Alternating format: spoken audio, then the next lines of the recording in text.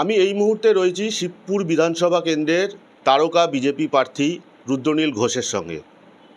তার পোশাক আশাক, ভোটের প্রচারের আগে তার পোশাক আশাক এবং তার সকালের প্রাতরাশ, অর্থাৎ এই প্রচার করাটা একটা মহাযুদ্ধ, এবং সেই যুদ্ধের আগে তিনি যে খাবারটুকু খেয়ে সারাদিন এই প্রচারের ময়দানে থাকবেন। আমি একটু সরাসরি দাদার সঙ্গে কথা বলবো। দাদা, এই যে তোমার পোশাক, সাদা পাঞ্জাবি, চোস্তা এবং গলায় একটা বড় মাফলার, তো এই যে এই পোশাক, এটাই কি তোমার সচরাচর পোশাক, নাকি তোমাকে তো আমরা অন্য পোশাকও দেখি?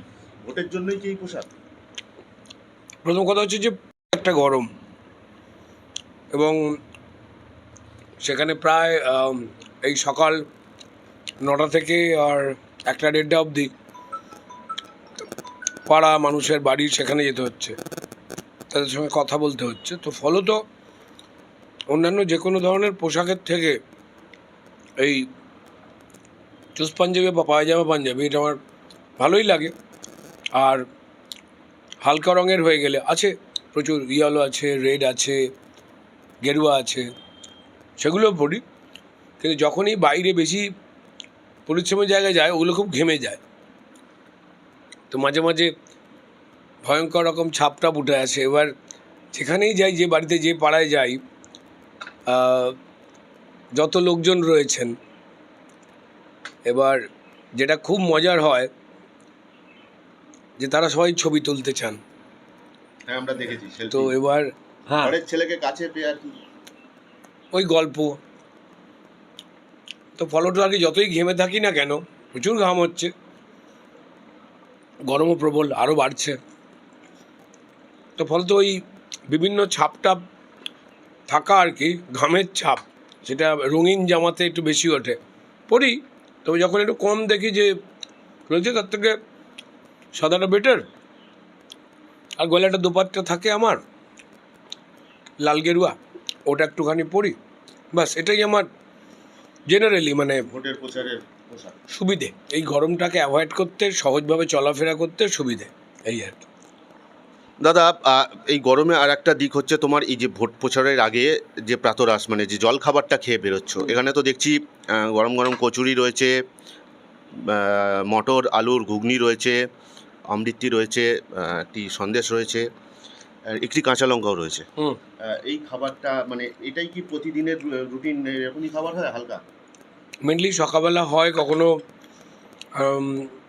চিড়ে টিড়ে খাই, আর না হলে আমার লুচি খেতে ভালো লাগে, তো এই জাট্টু বোন ওই বানিয়ে দেয়। মানে ওরাই তো গার্জেন, বাবা মা তো নেই, তো ফলত জাট্টু ভাই বোন, তাদেরই আর কি হুমকি ধুমকিতে আমায় থাকতে হয়, নাহলে কারোর কথা তো শুনি না। তো এই হালকা খাবার, হ্যাঁ বাস, এই জলখাবার। এবার